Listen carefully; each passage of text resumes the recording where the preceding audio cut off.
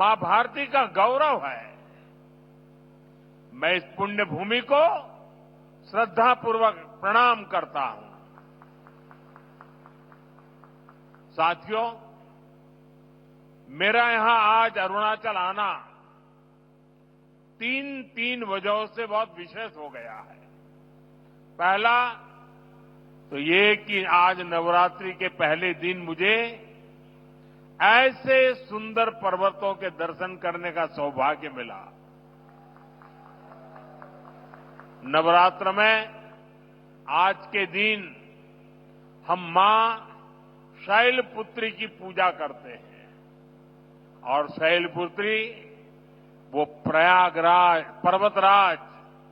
पर्वतराज हिमालय की ही बेटी है। दूसरी वजह ये कि आज से देश में नेक्स्ट जनरेशन जीएसटी रिफॉर्म्स लागू हुए हैं। जीएसटी बचत उत्सव की शुरुआत हुई है। त्योहारों के इस मौसम में जनता जनार्दन को ये डबल बोनांजा मिला है। और तीसरी वजह है आज के इस पावन दिन अरुणाचल में विकास के ये ढेर सारे नए प्रोजेक्ट्स। आज अरुणाचल प्रदेश को पावर, कनेक्टिविटी, टूरिज्म और हेल्थ सहित अनेक सेक्टर से जुड़े प्रोजेक्ट मिले हैं। ये बीजेपी की डबल इंजन सरकार के डबल बेनिफिट का बेहतरीन उदाहरण है। मैं अरुणाचल वासियों को इन प्रोजेक्ट्स की बहुत बहुत बधाई देता हूं। यहां मंच पर आने से पहले मुझे यहां छोटे मोटे सब व्यापारियों से बातचीत करने का अवसर मिला। उनकी दुकानों में उनके प्रोडक्ट्स देखने का अवसर मिला और उससे भी ज्यादा मैंने उनके उत्साह को अनुभव किया, उनके उमंग को अनुभव किया। और ये बचत उत्सव मैं देख रहा था कि वहां व्यापारियों में, भिन्न भिन्न भांति की चीजों का निर्माण करने वालों में और आज जनता जनार्दन के इतने विशाल रूप में मुझे साफ साफ नजर आ रहा है।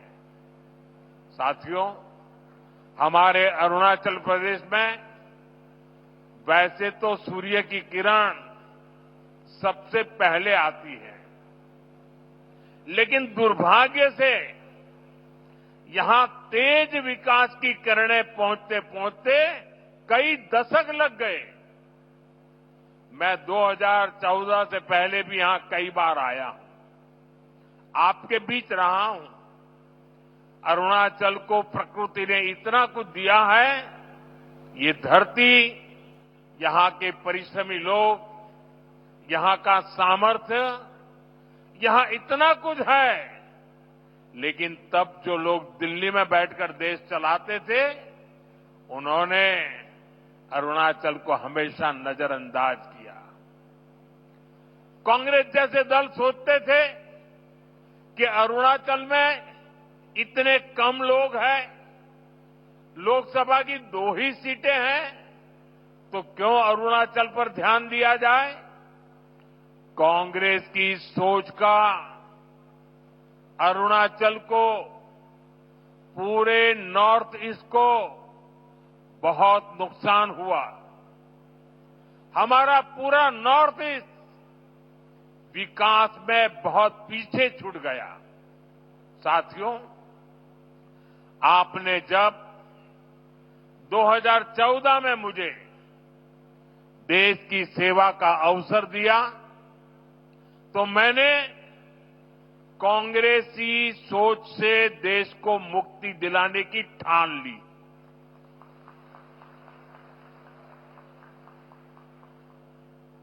हमारी प्रेरणा किसी राज्य में वोटों और सीटों की संख्या नहीं, नेशन फर्स्ट की भावना है। देश पहले हमारा एक ही मंत्र है, नागरिक देवो भव। जिनको कभी किसी ने नहीं पूछा, उसको मोदी पूजता है। इसलिए जिस नॉर्थ ईस्ट को कांग्रेस के समय में भुला दिया गया था, वो साल 2014 के बाद विकास की प्राथमिकताओं का केंद्र बन गया है। हमने पूरे नॉर्थ ईस्ट के विकास के लिए बजट कई गुना बढ़ाया।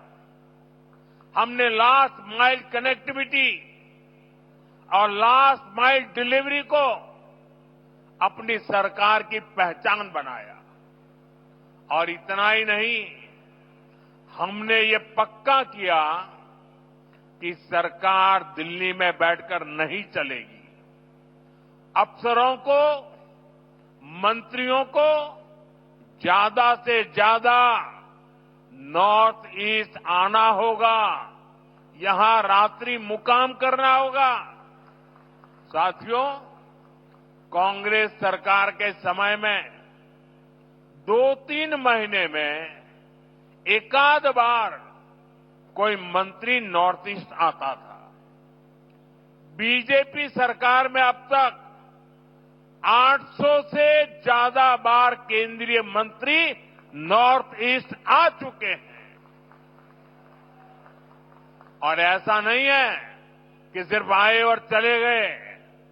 हमारे मंत्री आते हैं तो प्रयास रहता है कि वो दूर दराज के क्षेत्रों में जाए, जिलों में जाए, ब्लॉक में जाए।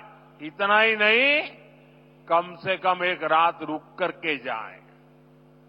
मैं खुद ही प्रधानमंत्री के तौर पर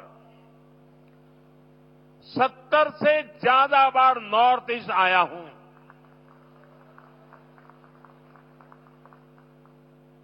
अभी पिछले हफ्ते ही मैं मिजोरम, मणिपुर और असम गया था और रात गुवाहाटी में रुका था।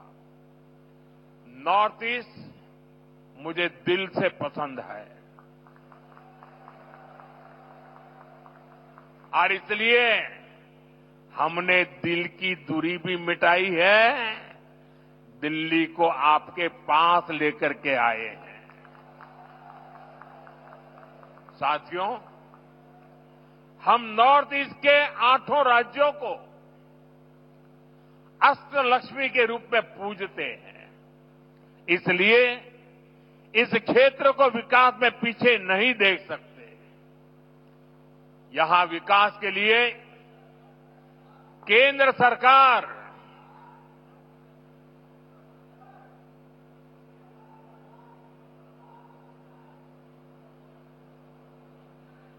सरकार ज्यादा से ज्यादा पैसे खर्च कर रही है। मैं आपको एक उदाहरण देता हूं।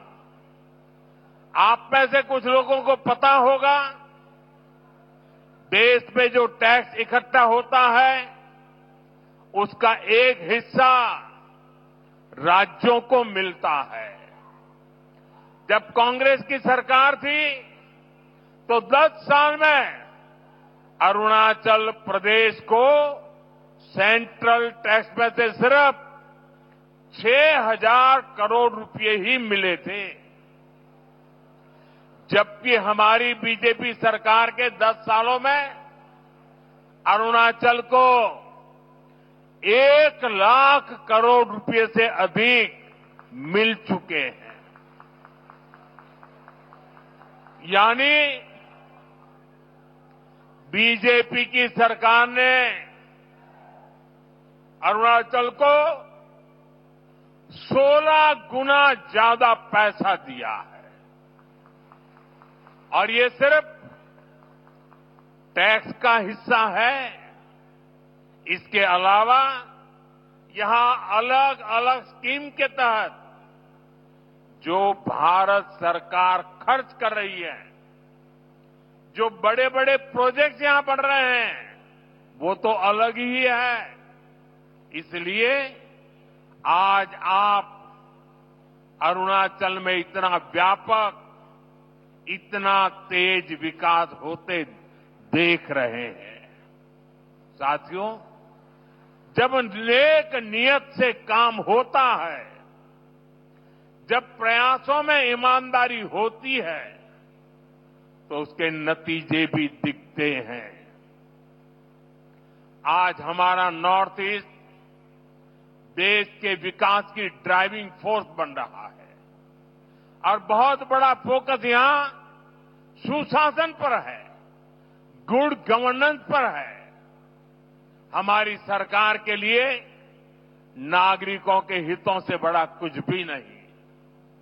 आपका जीवन आसान बने और आसान बने, इसलिए ईज ऑफ लिविंग, आपको आने जाने में मुश्किल ना हो, इसलिए ईज ऑफ ट्रैवल, आपको इलाज में परेशानी ना हो, इसलिए ईज ऑफ मेडिकल ट्रीटमेंट, आपके बच्चों को पढ़ाई में दिक्कत ना हो, इसलिए ईज ऑफ एजुकेशन, आपको व्यापार कारोबार में परेशानी ना हो, इसलिए ईज ऑफ डूइंग बिजनेस।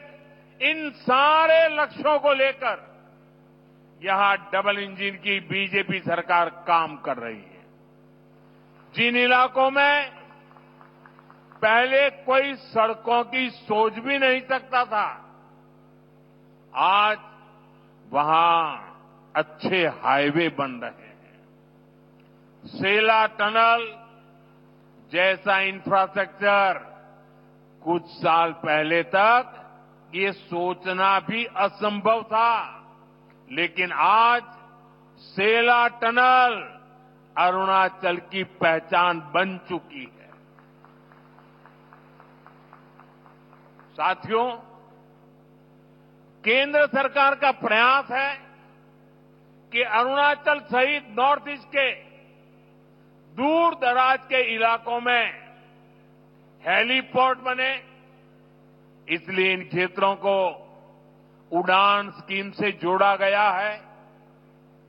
यहां जो होलोंगी एयरपोर्ट है, वहां भी नई टर्मिनल बिल्डिंग बन चुकी है। अब यहां से सीधे दिल्ली को फ्लाइट मिलती है। इससे आम पैसेंजर्स को, स्टूडेंट्स को, टूरिस्ट को तो फायदा होता ही है, यहां के किसानों और छोटे उद्योगों को भी लाभ हो रहा है। यहां से देश के बड़े बाजारों तक फल सब्जियां पहुंचाना, अपनी उपज पहुंचाना अब और आसान हो गया है। साथियों, हम सभी 2047 तक अपने देश को विकसित बनाने के लक्ष्य को लेकर चल रहे हैं और भारत तभी विकसित होगा जब देश का हर राज्य विकसित होगा। भारत तभी विकसित होगा जब देश का राज्य राष्ट्र के लक्ष्यों के साथ कंधे से कंधा मिलाकर चलेगा। मुझे खुशी है कि देश के बड़े लक्ष्यों को पूरा करने में नॉर्थ ईस्ट बहुत बड़ी भूमिका निभा रहा है। पावर सेक्टर इसका बेहतरीन उदाहरण है। भारत ने 2030 तक 500 गीगावाट बिजली, 500 गीगावाट बिजली गैर परंपरागत स्रोतों से पैदा करने का लक्ष्य रखा है। ये लक्ष्य सोलर पावर, विंड एनर्जी, पानी से बिजली बनाकर पूरा किया जाएगा। हमारा अरुणाचल प्रदेश इसमें देश के साथ कदम ताल करते हुए चल रहा है। आज जिन 2 पावर प्रोजेक्ट्स का शिलान्यास किया गया है, वो पावर प्रोड्यूसर के रूप में अरुणाचल की स्थिति को और मजबूत करेंगे। इससे अरुणाचल के हजारों नौजवानों को नौकरियां मिलेगी और यहां विकास के कार्यों के लिए सस्ती बिजली भी उपलब्ध होगी। कांग्रेस की एक पुरानी आदत है कि विकास का जो भी काम मुश्किल होता है, उस काम को वो कभी हाथ ही नहीं लगाते, भाग जाते। कांग्रेस की इस आदत का नॉर्थ ईस्ट को, अरुणाचल को भी बहुत नुकसान हुआ। जो मुश्किल इलाके होते थे, जो पहाड़ों में हो, ये जंगलों के बीच हो, जहां विकास के काम करना चुनौती होता था, उन क्षेत्रों को कांग्रेस पिछड़ा घोषित करके भूल जाती थी। इसमें देश के ट्राइबल इलाके, नॉर्थ ईस्ट के जिले सबसे अधिक थे। जो बॉर्डर से सटे गांव थे, उनको देश के लास्ट विलेज कहकर कांग्रेस अपना पल्ला झाड़ लेती थी। और ऐसा करके कांग्रेस अपनी नाकामियों को छुपा ले जाती थी। यही कारण है कि आदिवासी क्षेत्रों से, बॉर्डर के एरिया से लोगों को निरंतर पलायन होता गया। साथियों, हमारी सरकार ने, बीजेपी ने इस अप्रोच को भी बदल दिया। जिनको कांग्रेस बैकवर्ड डिस्ट्रिक्ट कहती थी, हमने उनको एस्पिरेशनल डिस्ट्रिक्ट बनाया और वहां विकास को प्राथमिकता दी गई। बॉर्डर के जिन गांवों को कांग्रेस लास्ट विलेज कहती थी, उनको हमने देश के फर्स्ट विलेज माना। इसके अच्छे परिणाम आज हम देख रहे हैं। आज बॉर्डर के गांवों में विकास की नई रफ्तार देखी जा रही है। वाइब्रेंट विलेज प्रोग्राम की सफलता ने लोगों का जीवन आसान बनाया है। अरुणाचल प्रदेश के भी 450 से अधिक ऐसे बॉर्डर विलेजेस में तेजी आई है। वहां रोड, बिजली और इंटरनेट जैसी सुविधाएं पहुंची है। पहले बॉर्डर से शहरों की तरफ पलायन होता था, लेकिन अब बॉर्डर के गांव टूरिज्म के नए केंद्र बन रहे हैं। साथियों, अरुणाचल में टूरिज्म के लिए बहुत संभावनाएं हैं। जैसे जैसे कनेक्टिविटी नए नए इलाकों को जोड़ रही है, वैसे वैसे यहां टूरिज्म बढ़ रहा है। मुझे खुशी है कि बीते दशक में यहां टूरिस्ट की संख्या में 2 गुनी वृद्धि हुई है। लेकिन अरुणाचल का सामर्थ्य नेचर और कल्चर से जुड़े टूरिज्म से भी कहीं ज्यादा है। आजकल दुनिया में कॉन्फ्रेंस और कंसर्ट टूरिज्म की भी बहुत बाढ़ आ रही है, बहुत बढ़ रहा है। इसलिए तवांग में बनने जा रहा आधुनिक कन्वेंशन सेंटर अरुणाचल के टूरिज्म में एक नया आयाम जोड़ेगा। इनकम टैक्स घटाते गए। इसी साल हमने, अब विचार कीजिए, 11 साल पहले 2 लाख, इसी साल हमने 12 लाख रुपए तक की वार्षिक आय पर इनकम टैक्स 0 कर दिया। और आज से जीएसटी को भी हमने सिर्फ 2 स्लैब तक सीमित कर दिया है, 5% और 18%। बहुत सारी चीजें अब टैक्स फ्री हो गई है, बाकी सामान पर भी टैक्स बहुत कम हो गया है।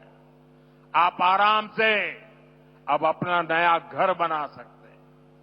कोई स्कूटर, बाइक खरीदना है, बाहर खाना पीने के लिए जाना है, कहीं घूमने फिरने जाना है, ये सब पहले से सस्ते हो गए हैं। ये जीएसटी बचत उत्सव आपके लिए बहुत यादगार बनने वाला है। साथियों, मैं अरुणाचल प्रदेश की हमेशा इस बात के लिए प्रशंसा करता हूं कि आप सभी नमस्कार से भी पहले जय हिंद कहते हैं। आप वो लोग हैं जो देश को स्वयं से भी पहले रखते हैं। आज जब हम सब मिलकर विकसित भारत बनाने के लिए इतनी मेहनत कर रहे हैं, तो देश की हमसे भी एक अपेक्षा है। ये अपेक्षा है आत्मनिर्भरता की। भारत विकसित तभी होगा जब भारत आत्मनिर्भर होगा, और भारत की आत्मनिर्भरता के लिए जरूरी है स्वदेशी का मंत्र। आज समय की मांग है, देश की मांग है कि हम स्वदेशी अपनाएं, खरीदे वही जो देश में बना हो, बेचे वही जो देश में बना हो, गर्व से कहें ये स्वदेशी है। मेरे साथ बोलेंगे? आप लोग मेरे साथ बोलेंगे? मैं कहूंगा गर्व से कहें, आप कहें ये स्वदेशी है। गर्व से कहें, गर्व से कहें, गर्व से कहें। इसी मंत्र पर चलते हुए देश का विकास होगा, अरुणाचल का, नॉर्थ ईस्ट का विकास तेज होगा। एक बार फिर आपको इन विकास परियोजनाओं के लिए बहुत बहुत शुभकामनाएं देता हूं। आज नवरात्रि का पावन पर्व भी है, बचत उत्सव भी है। तो इस उत्सव में शरीक होने के लिए मेरी एक रिक्वेस्ट है आपको, अपना मोबाइल फोन बाहर निकालिए और मोबाइल फोन का फ्लैश लाइट चालू कीजिए। सब अपने मोबाइल की फ्लैश लाइट चालू करें। सबके मोबाइल की फ्लैश लाइट चालू करिए और हाथ ऊपर कीजिए सबका। सब अपने मोबाइल की फ्लैश लाइट। ये बचत उत्सव का नजारा है, ये बचत उत्सव की ताकत है। ये नवरात्रि का प्रथम दिन है। देखिए, प्रकाश ही प्रकाश है, और अरुणाचल का प्रकाश पूरे देश में फैल जाता है। देखिए, चारों तरफ नजारा देखिए, चारों तरफ नजारा देखिए, रोशनी ही रोशनी, चमकते तारों की तरह। मेरी आप सबको बहुत बहुत शुभकामनाएं, बहुत बहुत धन्यवाद। तो देखिए, प्रधानमंत्री नरेंद्र मोदी को सुन रहे थे आप, जिन्होंने आज अरुणाचल को बड़ी सौगात दी है। साथ ही साथ जीएसटी में जिस तरीके से रिफॉर्म्स किए गए हैं, उनको लेकर पीएम मोदी बोलते हुए नजर आए, बताते हुए नजर आए कि किस तरीके से आम जनता के ऊपर उसका सीधा असर देखने को मिलेगा।